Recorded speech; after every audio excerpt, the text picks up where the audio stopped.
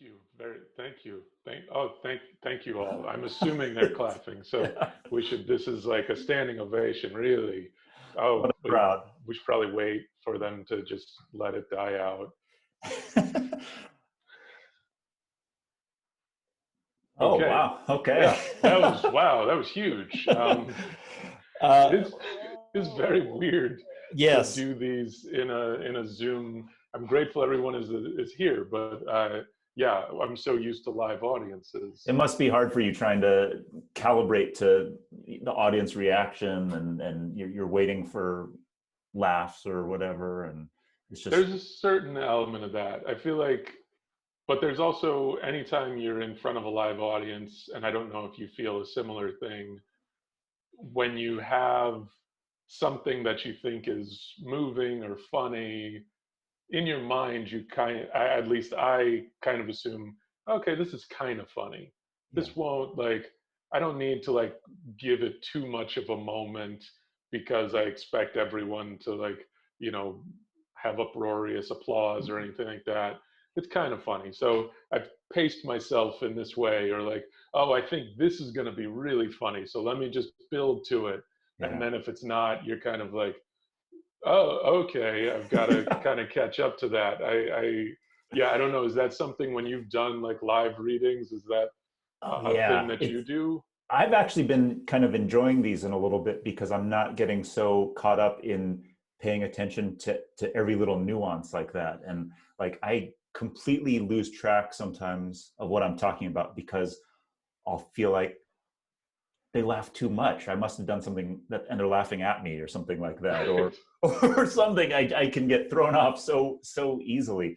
And I mean, especially when you're doing your stand-up, you must have that experience where sometimes you'll just, for some reason, focus in on one person who's glaring or like Oh, they're not having a good time, and you're just like, what do I got to do to win this person over? oh, all the time. I mean, the worst thing I feel like with performing live is if there's someone in the front row who has their arms crossed. And Like they're pissed off already or something, right? yeah, and I feel like anyone with any just like rudimentary knowledge of body language, you have been told when someone crosses their arms, and God forbid they cross their arms and their legs, Yeah, then it's like, oh, they're not into this. And yeah. so you have this tunnel vision of like, okay, I need this person to relax, and the rest of the audience could be enjoying themselves, but you're kind of like, this person right here, I don't care about any of this. Yeah. You have become my rosebud. Yeah, yeah, yeah. Well, I before we before I forget, I was just going to see if you remember that we sat next to each other, and if you do, don't say the name of the movie because I'm going to ask you a question. That we sat next to each other at a movie, I think earlier this year or maybe late last year at MoMA. Yes, Do you remember that? I do. Okay, well, I've just I don't know anyone else who saw it, so I was just curious. I don't want to say the name of the movie, but I was just if you could quickly say what you thought of that movie.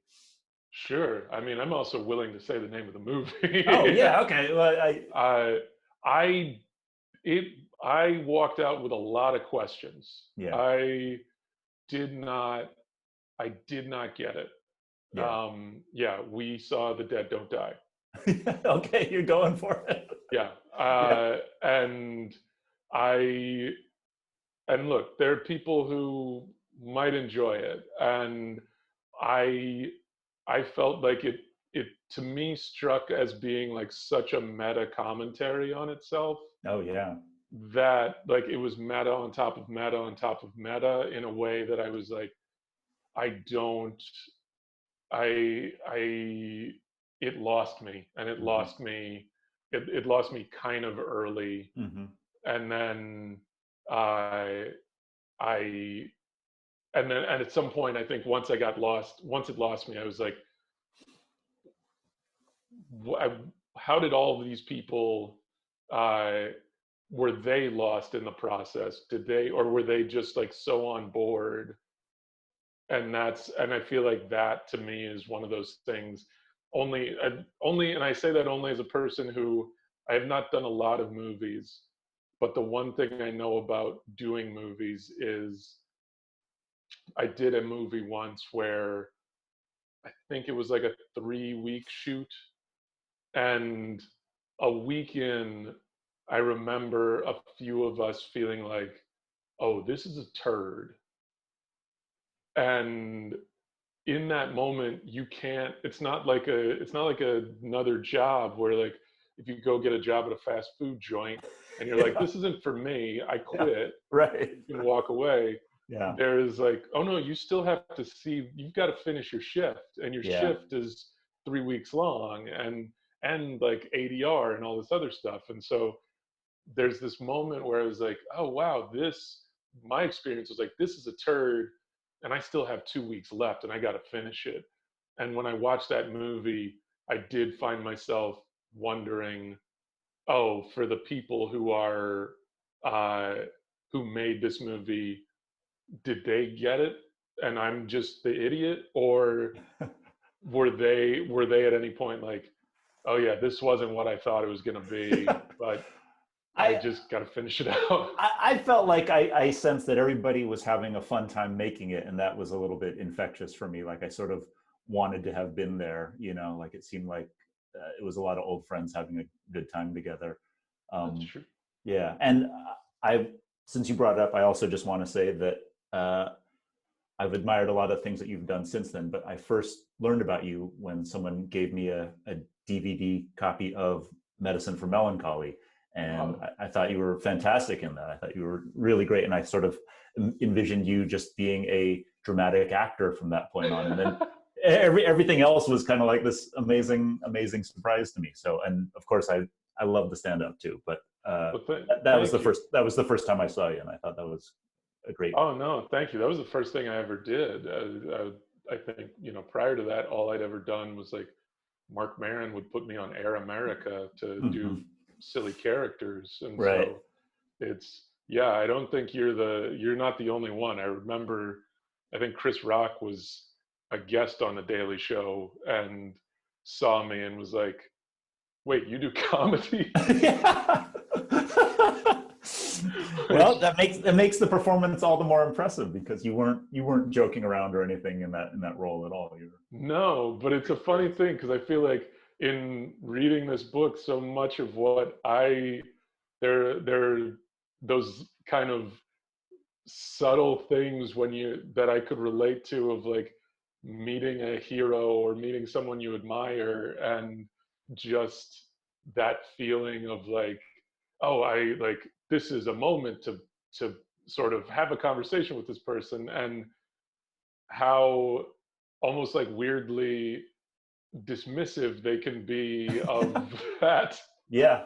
and and yeah, that they don't see you the same way that you oftentimes see them. And in your case and in the book, so much of it are like the the many microaggressions that Yeah.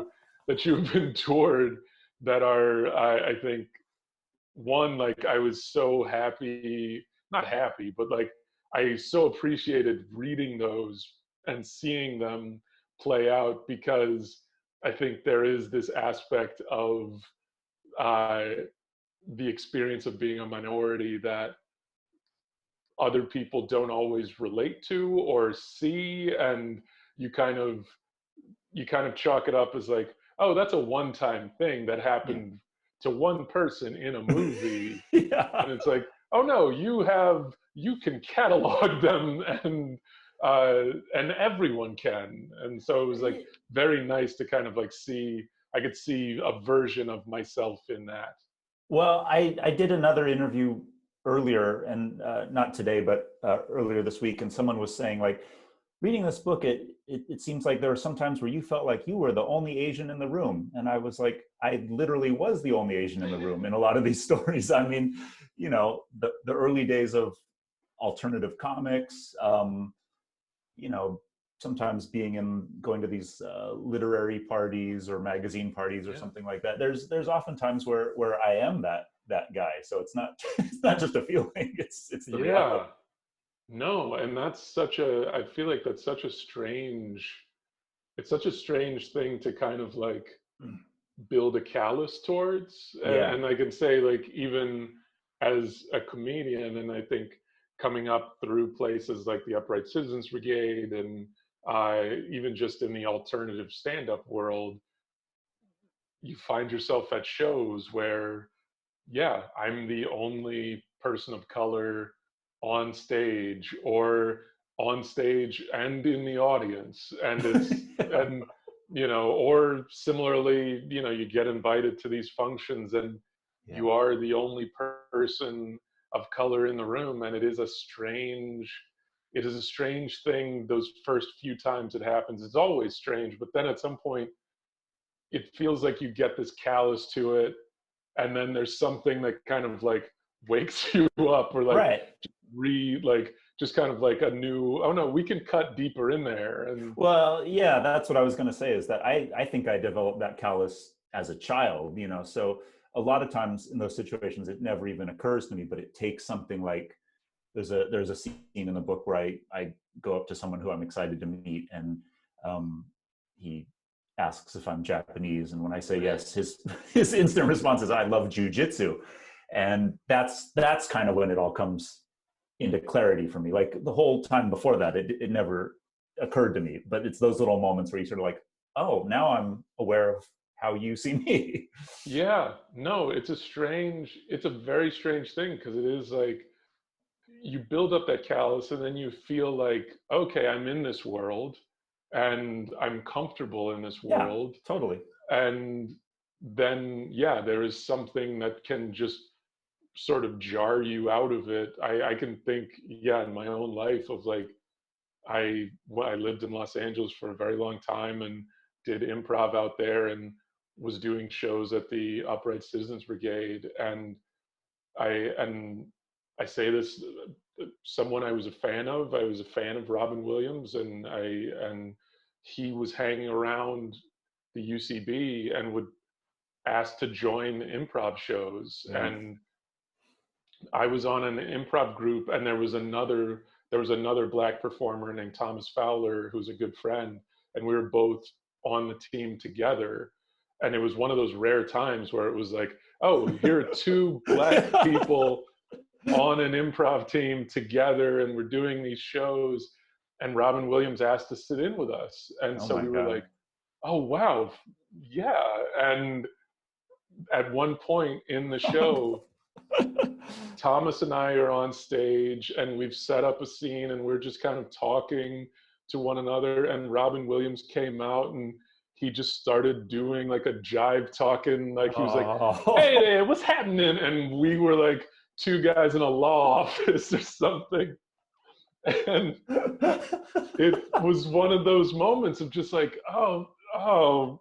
And I remember both Thomas, like, it was the nice thing that both Thomas and I were there together, because Yeah. we were able to kind of like look at one another and be like, Yeah. really? And Yeah.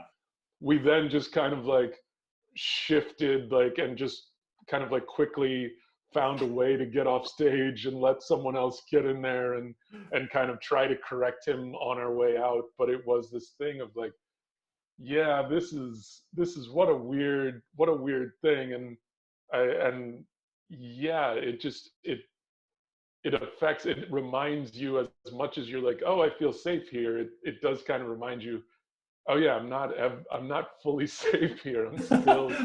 It's still, this stuff still exists. And yeah, Well, how yeah, bizarre it is.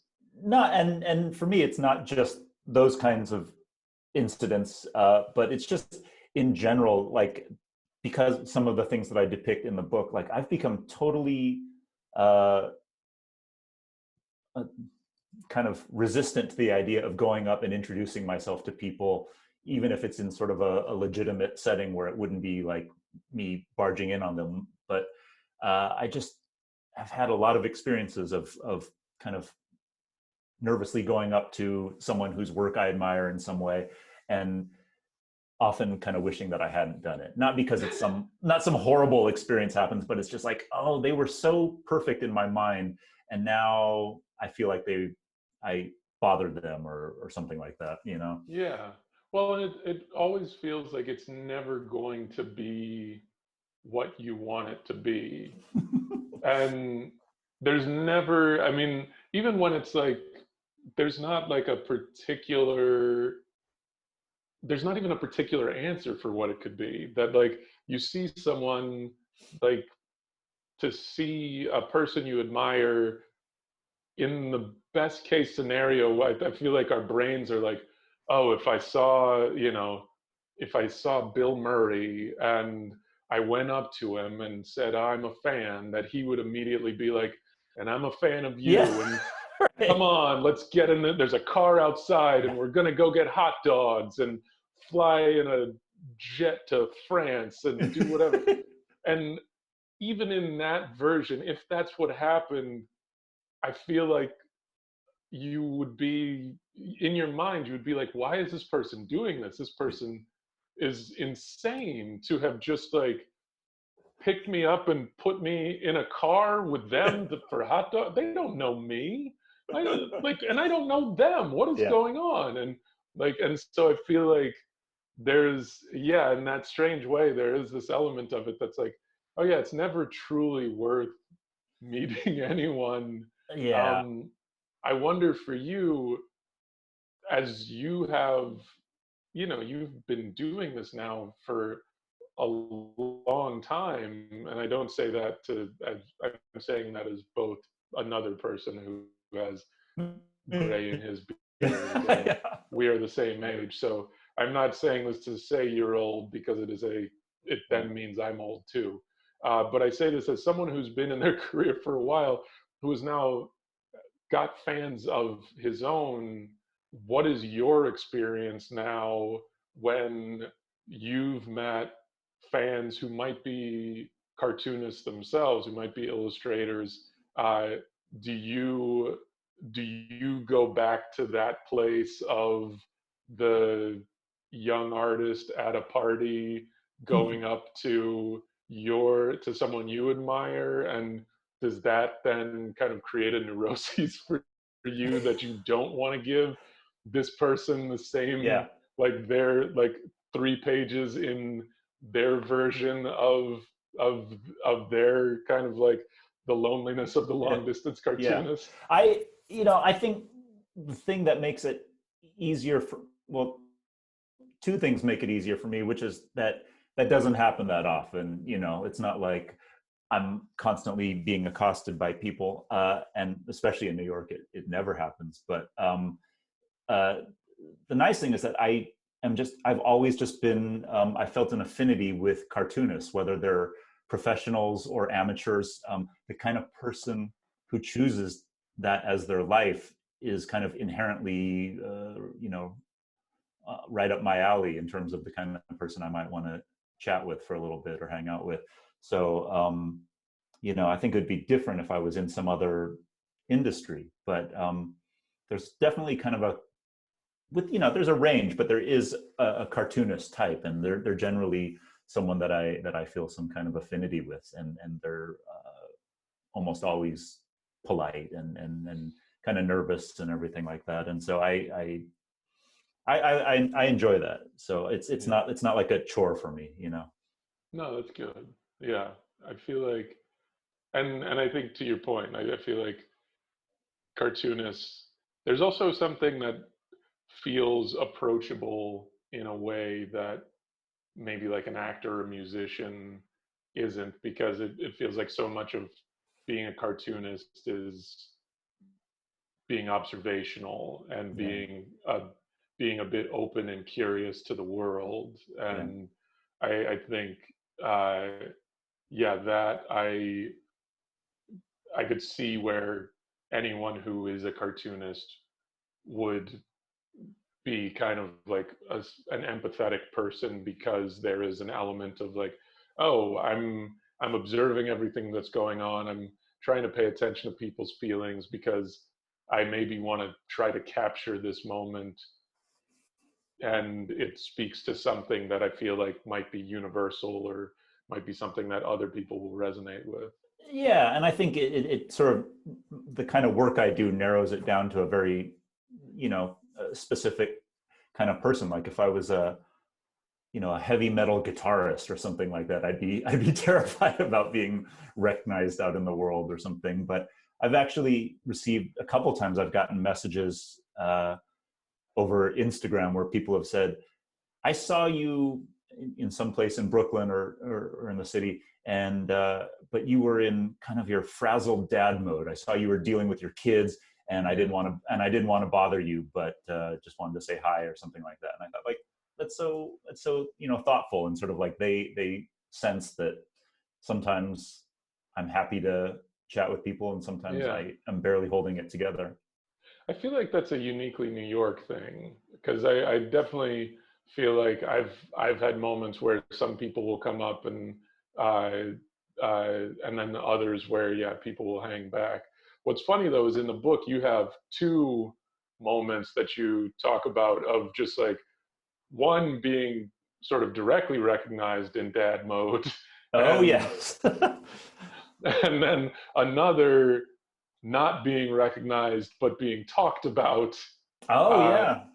Yeah. And in thinking about those things, it is like one, it is funny thinking about the dad mode being in Penn Station, and just kind of like that there is still that element of people feeling like I kind of want to say something. Yeah. And like that you're too approachable at times. Well, that's the one that spawned what seems to be like the catchphrase of the book. Like, I think people have now been sending me messages with just the words "I'll spank your ass" in all caps because of the very true line that I blurted out in a moment of frustration to a poor elderly woman who probably had no idea that I was even kind of quoting her words back at her.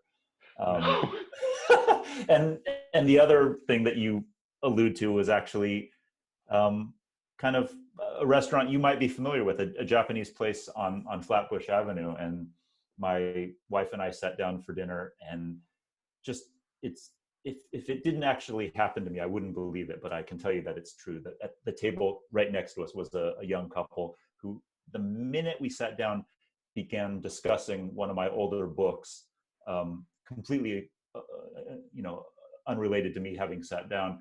And the guy in the couple just destroyed me. Like, he had saved up this incredibly thoughtful, articulate critique of the book and of my work in general, and he sort of pinpointed accurately this sort of facade that I was trying to project to the world through my work at the time. And it was unbelievable. My wife asked the waitress if we could be moved to the sushi bar, and through even the din of the diners in that restaurant, we could still occasionally hear him like, "No, the worst thing about his work is the endings."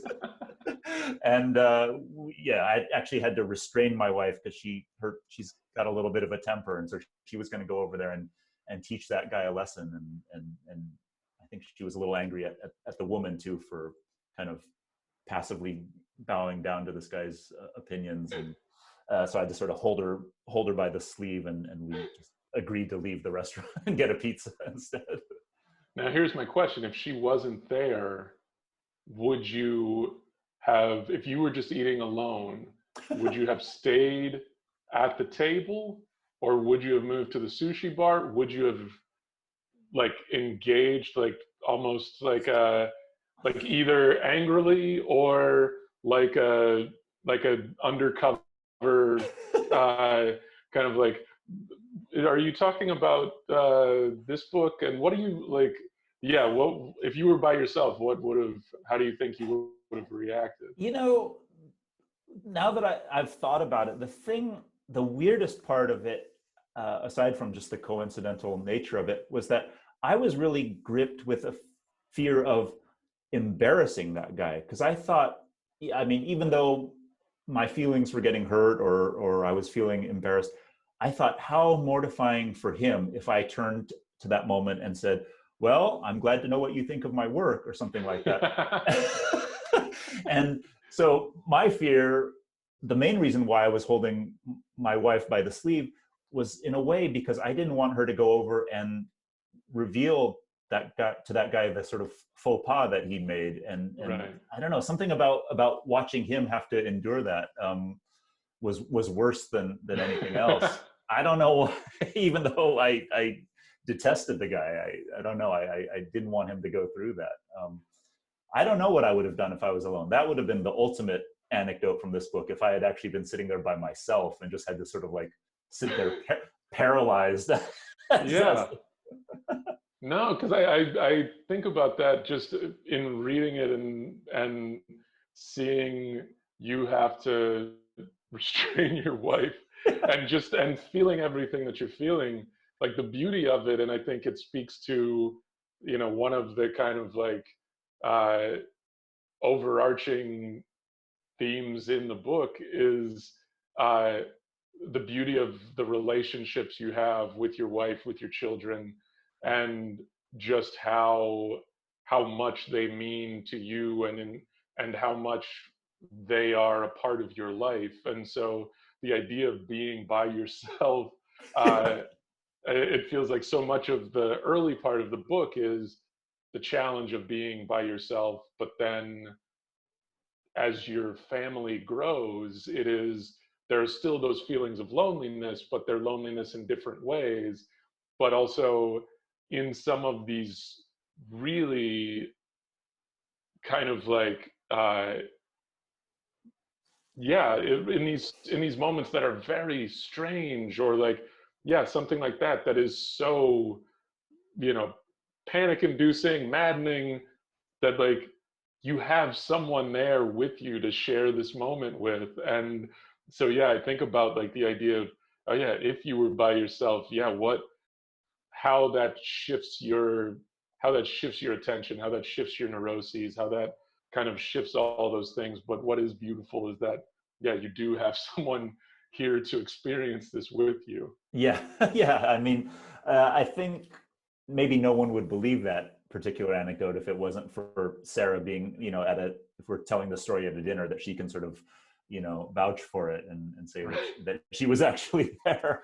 But, I think the reason a lot of those anecdotes in the book happen were because of what you described, which is that when I go out on a book tour, I'm alone, and I don't have anyone to sit with at dinner or go back to the hotel with after my event or whatever. And it heightens the possibility for those kinds of things to occur. And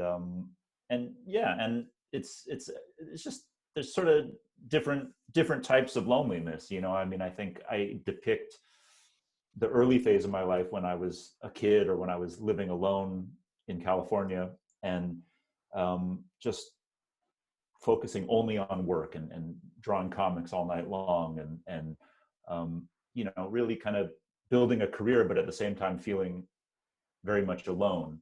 And now there's sort of a different experience of that, especially with the last 4 or 5 months, where I'm with my family all day long, and I'm doing homeschooling and things like that. And now I have sort of a wistful nostalgia for that time of like a little bit of time alone in the room with some art tools would be nice. Right. Yeah. No, there's the road. I feel like though the road, there is a special sort of loneliness that the road Yeah. brings. And personally, I hate the road. I feel like when I was making my HBO show, I enjoyed the road because we had a crew of people together, and Right. so we traveled with both of our camera people, an assistant camera person, a producer, researcher, and so there was like this little family. And to your point, like we'd shoot all day, and then we'd go try to find, a nice restaurant in whatever city we were in, and we would eat together, and we'd Yeah. have a family meal. And I think so much of doing stand up on the road, it is, a lot of what you talk about in the book, I've definitely been picked up at the airport by some guy in a beat up Tercel, and he's like, and it smells like all the things he's eaten over the course of the week, and he's kind of like, oh, hey man, so excited to have you. Like, the show's gonna be great. Just throw your bag on top of my dog's bed back Yeah. there, and like, and then I got your phone number, which is always a bad thing, because then like the like he'll call 6 months later and be like, hey man, how you doing? I'm coming to New York. Right. It's like, but I like all of those things of, okay, yeah, this is not, you kind of, you know, it's not that you hope you step off the plane and there's fanfare or anything No. like that, but you do feel so isolated, and it's such a like, oh, okay, it's just some guy named Calvin who wears the same sweatshirt as the person in San Diego did, and Yeah. the person in Toronto, and it's the same car, and it kind of, the Well, person is different, but the experience is the same. well, one thing that I've learned is that almost all of like our analog guys in the comics industry,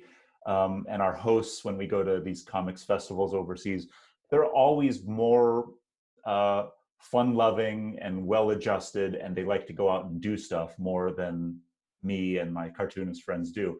And so I have this long history of arriving and being in great spirits, and we're all happy and excited to meet each other. And then very soon, you know, it's like there's a famous incident in Finland where you know, we have our first meal together and everything's great, and they say, okay, now at midnight, even though it's snowing, we're all going to get in these little rowboats and paddle out to an island where there's a naked sauna, and we're all going to get naked and just hang out in the sauna tonight. And you know, I had to, well, I'm a little jet lagged, I'm a little tired out, and you know, you just see their faces drop like, this another cartoonist. I have that too, though. I feel like there is, because you're also there for work, and so it feels like it's a tough thing to like, you get off a plane, you wanna, you want a nice meal, but you also want to like get some rest, Yeah. and you like, but they've got, yeah, this plan of paddling out for naked sauna time. Yeah, that always happens, right? Yeah, Um, no, that definitely has happened to me in Milwaukee. I should we look and see if there's anything in that Q&A section? I wonder if we need to take a look before we run out of time. Let me. Yeah. What do you do? Let's see. Let's see. Oh, okay. I think I got it. Um, I see a question here from Amina Ali, Okay. asking, is there possibility of a sequel to Shortcomings? And then in general, do you know how Ben Tanaka is doing? She worries about him. Okay, where did that? Oh, I see it now. Yeah, Yeah. that's an interesting question. No, I don't have any plans for a sequel, but I think that's nice that that you're concerned about him. I think I get asked about that a fair amount, and I hopefully I think that I gave enough clues and I gave enough information in the book that people are gonna sort of make their own assumptions about what happens to the characters beyond that. But thank you for bringing up an older book. I'm glad that people are still reading it. When you put a book down, do you feel like, okay, I've closed I've closed everything for this character. I don't need to revisit it. I like, do you find yourself 5 years later thinking, oh, what would that character be doing in this moment? Like, do you ever think with some of the characters that you've created, like, how would they be dealing with this current pandemic, or is it Yeah. like, no, that's old. I don't revisit it. For the most part, the characters are completely alive and human to me while I'm working on the story and while I'm drawing each page and lettering out their dialogue and everything. It's almost like they're alive and they're telling me the words in my brain. And usually the minute it's done, they just like evaporate. And, you know, there have been a few times, just even a question like that, where it drives me to think about it in a hypothetical way. But I guess for whatever reason, it just sort of it's over when the story's done. I once did try to revisit. Uh, well, yeah, I guess I won't say too much about it, but I did try and do something of a sequel to a short story that I did. I tried to jump ahead in the future and draw sort of the later stages of one of these characters' lives, and something about it just it didn't feel right. I had this feeling about halfway through, like, I should just invent a different character. There's no reason that I need to like tie this into the previous one. Yeah. So yeah, it's probably not something I'll do. No, I feel like that's a nice thing, because it's like these are their unique stories, and the idea that you don't have to you don't have to mm, go the Disney, Marvel, Star Wars route and just say like, okay, yeah, let's keep making prequels and sequels Yeah. of these things. Um, Here's another question for you. Okay. Uh, and this one, I actually think about this because you mentioned we were talking about the sushi place on Flatbush, which I'm Yeah. pretty sure I know the one you're talking about. It's on like the south side of Flatbush. Well, there's two. Well, actually, now there's like 10 that are in close proximity. But the one where that actually happened is, yeah, someone just Matt C. You're right, Gato. Oh, okay, that's not the one I was thinking of. Yeah, Okay, you're probably thinking of Taro. Taro, yes, Yeah, yeah, both. Sushi Taro. Yeah, I've been at both of them. It could have easily happened at both, but I think Gato's even more suited to it because the tables are a little closer together, so you can really hear the nuance of the conversation next to you. Well, with that in mind, here's this question from Kathleen Goulding. Uh, Adrian, I love all the backdrops in your comics. I always look forward to recognizing all the Berkeley and New York locations, like grocery stores and neighborhood blocks. Can you talk about how you draw place? Do you take photos and work from there? Do you do a lot of placemaking in this latest book?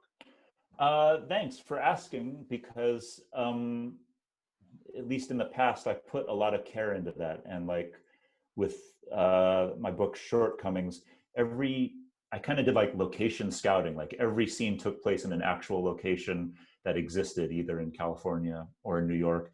And I would go and take reference photos, or I would sketch in person and then draw it in great detail. And I think, Kathleen, if that's your name, I think you're the first person who's ever paid any attention to that or noticed it or said anything about it.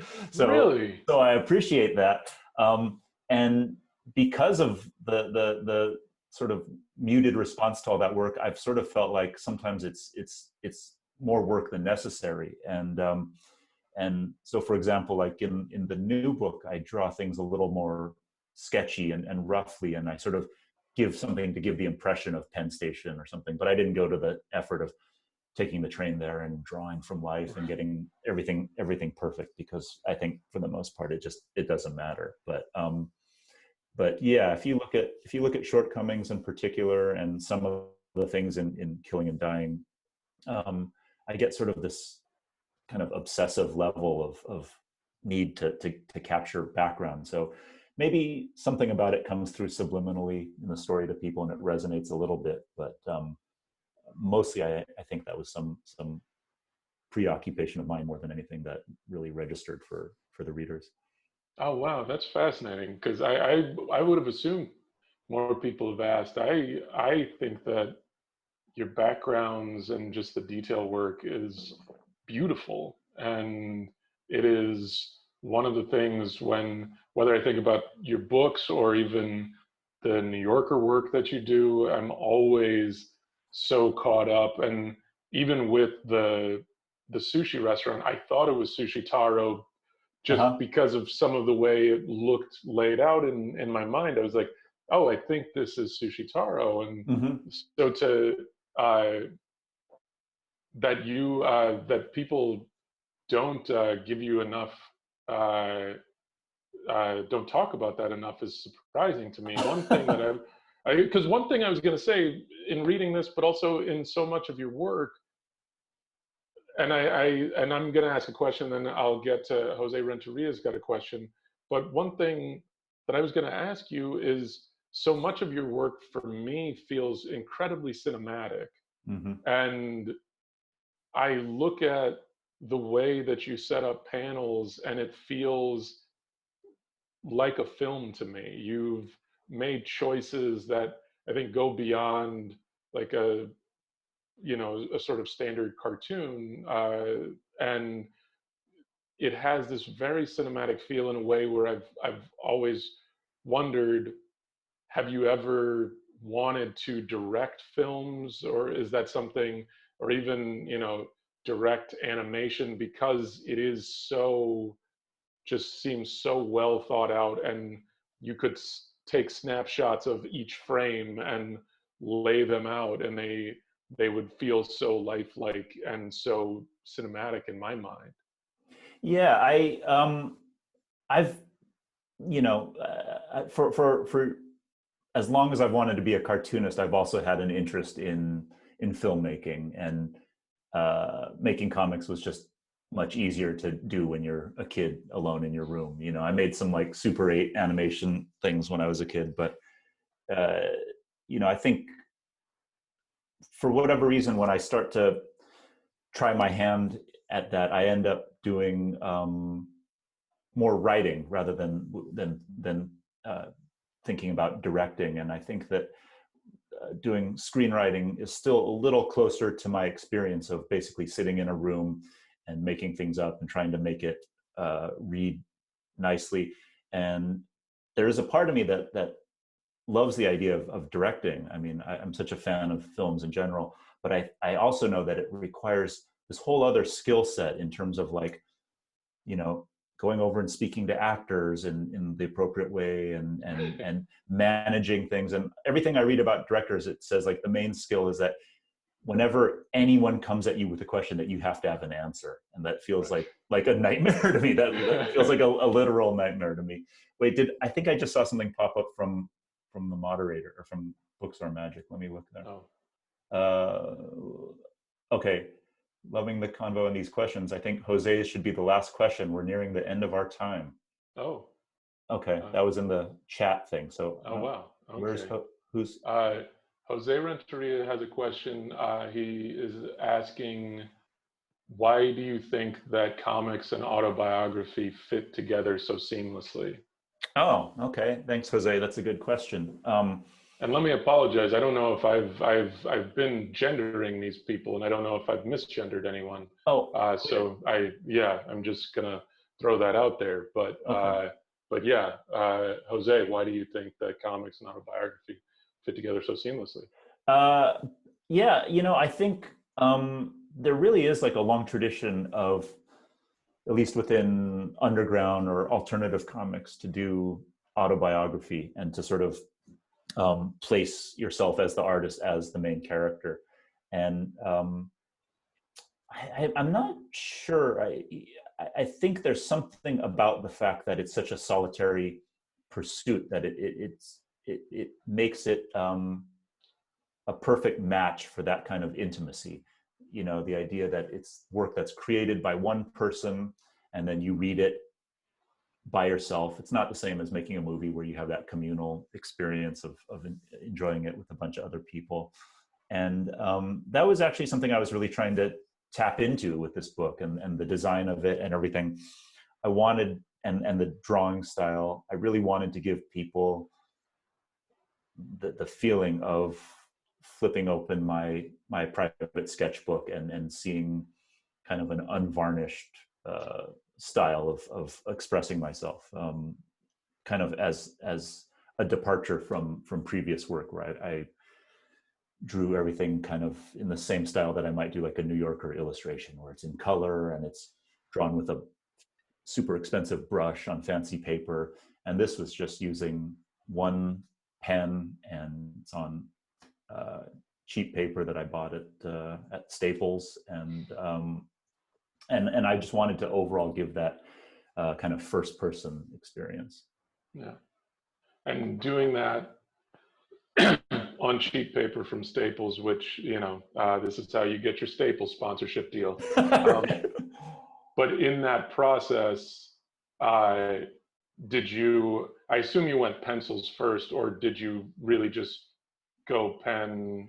No, you're right. You're right. You know about the process of cartooning too well for me to try and sneak that. Yeah, I nailed you. You thought you were worried about Terry Gross. I got you. Yeah, so it's done very loosely in a blue pencil, which is so that I don't have to worry about erasing it. It becomes kind of invisible when you scan the artwork. So I would sort of basically lay out, you know, the rough placement of things within the panel. But, you know, I was really taking some inspiration from cartoonists like Charles Schulz, who did Peanuts. And if you look at the pencil work that he did, it's so rough and so just basic, kind of like blocking. Like, this is where Schroeder needs to sit, and the details would come in the inking. And he talked a lot about how there's no how you lose life in the drawing if you plan it out too much, and then you're just sort of tracing it. So you need to actually be creating and drawing as you put the pen to paper. And that's terrifying to me. That's a little bit like the idea of improv or something like that, which is, you know, frightening to me. But I tried my best to implement that a little bit. And I think that's one of the reasons why I think the artwork looks a little different this time around. Yeah, I really enjoyed it.